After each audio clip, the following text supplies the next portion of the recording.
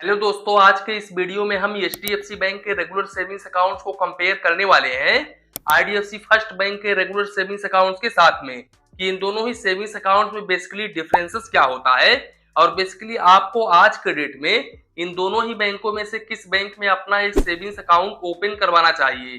तो video start करते हैं। दोस्तों, सबसे पहले अगर हम एचडीएफसी बैंक और आईडीएफसी फर्स्ट बैंक के बारे में बात करें, ये दोनों बैंक कैसा बैंक है, तो देखो ये तो आपको भी पता है कि एचडीएफसी बैंक इंडिया का top class private sector bank है। इसके अलावा एचडीएफसी बैंक का ब्रांचेस और एटीएम आपको इंडिया के हर एक सिटीज में देखने को मिल जाता है, जबकि आईडीएफसी फर्स्ट बैंक का ब्रांच लिमिटेड है, यहाँ पर हर जगह आपको हर सिटीज में देखने को नहीं मिलता है। तो ये सबसे बड़ा डिफरेंसेस है इन दोनों बैंकों में। इसके अलावा दोनों ही बैंक डीआईसीजीसी से इंश्योर होते हैं। डीआईसीजीसी के अंतर्गत आपका 5 लाख रुपए तक का अमाउंट बिल्कुल सुरक्षित होता है, लेकिन आप दोनों ही बैंकों के ऊपर आंख बंद करके भरोसा कर सकते हो, यहाँ पर आपका पैसा डूबेगा नहीं, 100 और 1% सुरक्षित है।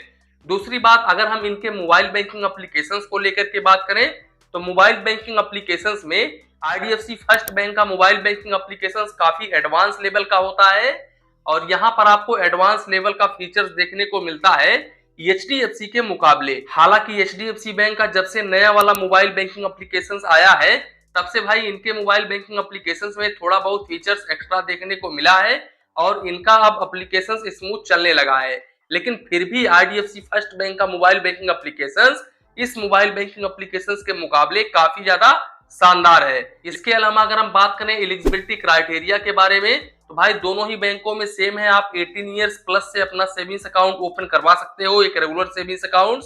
और देखो, अगर आपका आधार कार्ड से पैन कार्ड लिंक है और आधार कार्ड से मोबाइल नंबर लिंक है तो आप इनके वेबसाइट के माध्यम से बहुत ही इजीली वीडियो केवाईसी के जरिए अपना सेविंग्स अकाउंट ओपन करवा सकते हो। अकाउंट ओपन करते समय आपको अप टू 10,000 रुपए की डिपॉजिट करनी पड़ती है। अब सबसे पहले अगर हम इंटरेस्ट रेट के बारे में बात करें तो दोनों ही बैंक आपको 2.50% का रेट ऑफ इंटरेस्ट ऑफर करते हैं, लेकिन आईडीएफसी फर्स्ट बैंक में अगर सेविंग्स अकाउंट्स में 3 लाख रुपए से अधिक बैलेंस होता है आपके तो फिर यहाँ पर आपको 6.50% तक का इंटरेस्ट रेट देखने को मिल जाता है। तो यहाँ पर इंटरेस्ट रेट के मामले में भी IDFC first bank number 1 position पर है। इसके अलावा अगर हम मिनिमम बैलेंस को लेकर के बात करें तो देखो एचडीएफसी बैंक में रूरल में 2500 रुपए, सेमी अर्बन में 5,000 रुपए, अर्बन और मेट्रो सिटीज में 10,000 रुपए एवरेज मंथली बैलेंस मेंटेन करके चलना पड़ता है। और अगर आप इस मिनिमम बैलेंस को मेंटेन नहीं करते हो तो आप जितना भी शॉर्टफॉल करते हो उसके ऊपर आपको 6% प्लस जीएसटी चार्जेस देना पड़ता है। अब वहीं पर अगर हम आईडीएफसी फर्स्ट बैंक को लेकर के बात करें तो आईडीएफसी फर्स्ट बैंक में आप चाहे तो रूरल में सेविंग्स अकाउंट ओपन करवाओ, चाहे तो सेमी अर्बन में अपना अकाउंट ओपन करवाओ या फिर अर्बन और मेट्रो सिटीज में ओपन करवाओ, यहाँ पर आपको 10,000 रुपए एवरेज मंथली बैलेंस मेंटेन करके चलना पड़ेगा और चार्जेस लगभग दोनों ही बैंकों का सेम है, यहाँ पर कुछ भी डिफरेंसेस नहीं है। तो एक हिसाब से अगर देखा जाए तो आईडीएफसी फर्स्ट बैंक में आपको ज्यादा मिनिमम बैलेंस मेंटेन करके चलना पड़ता है। हालांकि आईडीएफसी फर्स्ट बैंक का जो ब्रांचेस है वो आपको रूरल में देखने को कम ही मिलता है, लगभग ना के बराबर देखने को मिलता है। तो इस हिसाब से अगर देखा जाए तो भाई आईडीएफसी फर्स्ट बैंक और एचडीएफसी बैंक दोनों ही बैंक लगभग सेम है।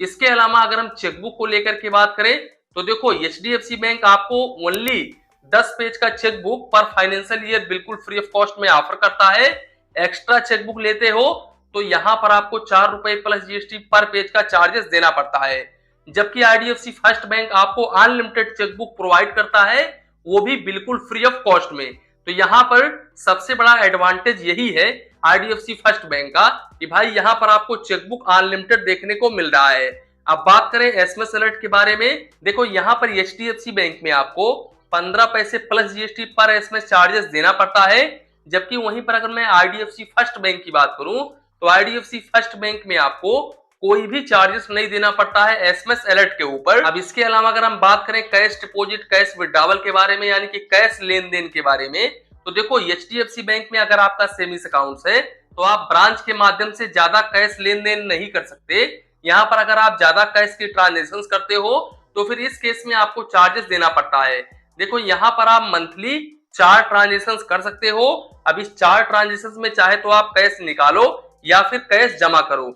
अगर आप इस लिमिट को क्रॉस करते हो तो फिर इस केस में आपको 150 रुपए plus GST per transaction charges देना पड़ता है।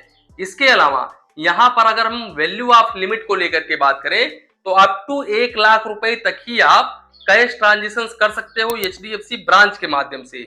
जबकि वहीं पर अगर मैं आईडीएफसी फर्स्ट बैंक को लेकर के बात करूं तो भाई यहाँ पर अनलिमिटेड है। आप ब्रांच के माध्यम से जितना मर्जी चाहे उतना कैश विड्रॉवल करो, जितना मर्जी चाहे उतना कैश डिपॉजिट करो, यहाँ पर आपको कोई भी चार्जेस नहीं देना पड़ता है। तो एक ये भी एडवांटेज है आईडीएफसी फर्स्ट बैंक का। साथ ही साथ एचडीएफसी बैंक और आईडीएफसी फर्स्ट बैंक दोनों ही बैंक अपने सेविंग्स अकाउंट्स के ऊपर एटीएम कार्ड ऑफर करते हैं। अब देखो एचडीएफसी बैंक आपको money back debit card offer करता है। इस डेबिट कार्ड के ऊपर आपको 300 रुपए प्लस जीएसटी चार्जेस देना पड़ता है। हालांकि इस डेबिट कार्ड के ऊपर आपको अप टू 3 लाख रुपए तक की लिमिट देखने को मिल जाती है।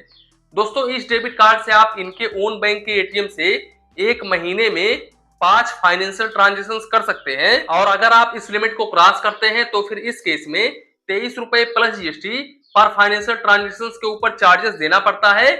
और नॉन फाइनेंशियल ट्रांजेक्शन अगर आप एचडीएफसी बैंक के एटीएम के माध्यम से करते हो तो फिर ये बिल्कुल फ्री ऑफ कॉस्ट होता है। वहीं पर दूसरे बैंक के एटीएम से ट्रांजेक्शन करते हो तो फिर आप एक महीने में 5 फाइनेंशियल और नॉन फाइनेंशियल ट्रांजेक्शन कर सकते हो।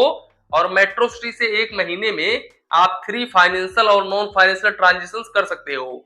अगर आप इस लिमिट को क्रॉस करते हो तो फिर इस केस में फाइनेंशियल ट्रांजेक्शन के ऊपर 23 रुपए प्लस जीएसटी और नॉन फाइनेंशियल ट्रांजेक्शन के ऊपर 8 रुपए 50 पैसे plus GST per transaction charges देना पड़ता है। जबकि अगर मैं आईडीएफसी फर्स्ट बैंक को लेकर के बात करूं तो आईडीएफसी फर्स्ट बैंक में भाई एटीएम कार्ड के ऊपर ओनली 200 रुपए प्लस जीएसटी आपको चार्जेस देना पड़ता है। और इस डेबिट कार्ड के माध्यम से आप अप टू 4 लाख रुपए तक का ट्रांजेक्शन कर सकते हो।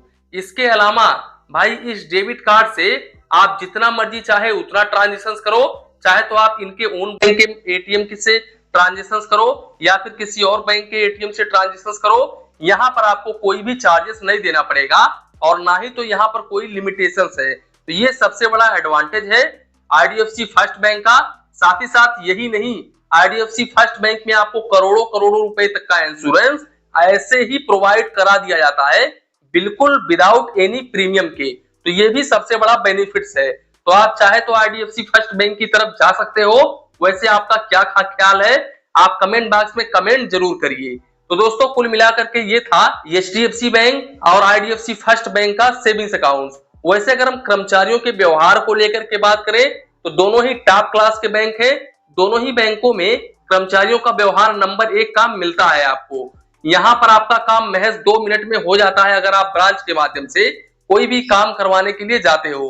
दोस्तों अगर आप इस वीडियो को फेसबुक पेज पर देख रहे हो तो प्लीज अपने पेज फाइनेंस बैंकिंग को फॉलो करिए और वीडियो को एक लाइक करिए।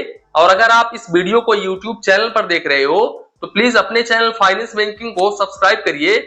और मन में कुछ डाउट हो, कंफ्यूजन हो तो प्लीज कमेंट करिए और वीडियो को एक लाइक जरूर करिए।